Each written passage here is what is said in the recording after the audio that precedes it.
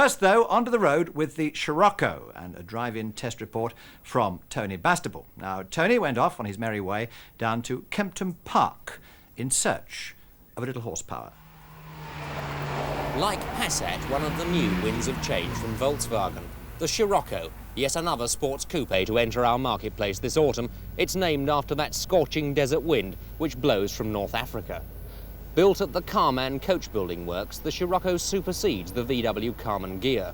For styling, why of course it's very Italian, isn't it? Shades of Fiat's 128 coupe, don't you think? But then its shape does come from the pen of Italian stylist Giorgio Giugiaro.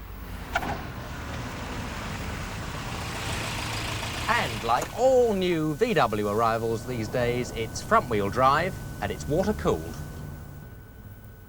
But for the first time on a VW, the 85 brake horsepower 1500cc overhead cam engine here is transversely mounted, so it doesn't take up so much room. Along with the Passat, it's equipped for VW's computer diagnosis scheme, while the car only requires a major service at 10,000-mile intervals.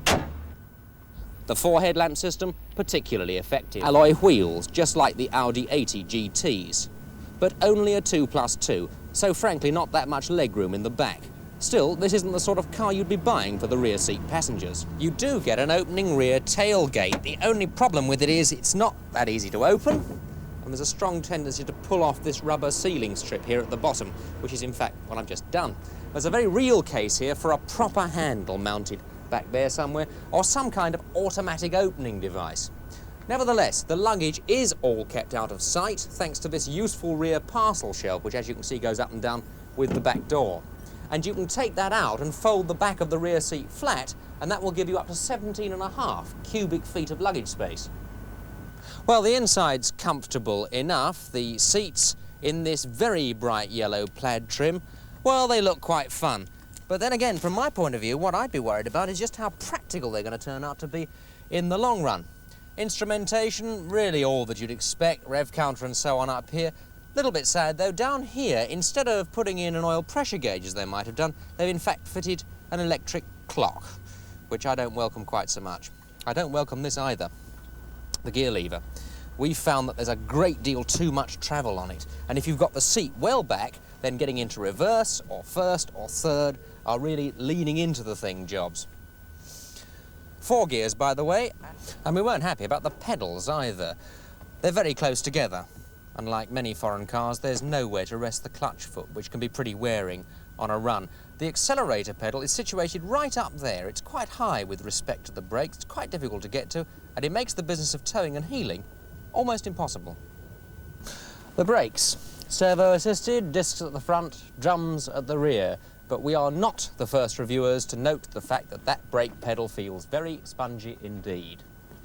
They fitted a door mirror as a standard fitment, which is really actually almost essential because there's quite a substantial blind spot there because of the rear quarter, and that whole area needs quite careful looking at.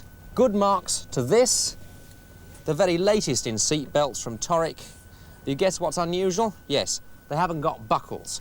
The idea of the thing, and you can end up using them one-handed, is that they just park themselves under that little lever there, and just like that. All that remains then is to drive it. On the road, it's certainly fun to drive, even though some may consider the suspension rather taut. 0 to 60 only takes about 11 seconds. You could, if you were able, cruise in the 90s, while over 100, the makers say 110, perhaps optimistically, is possible too. Our miles per gallon average 30, which included a lot of brisk motoring. And you've got to admit it, it really does look very nice.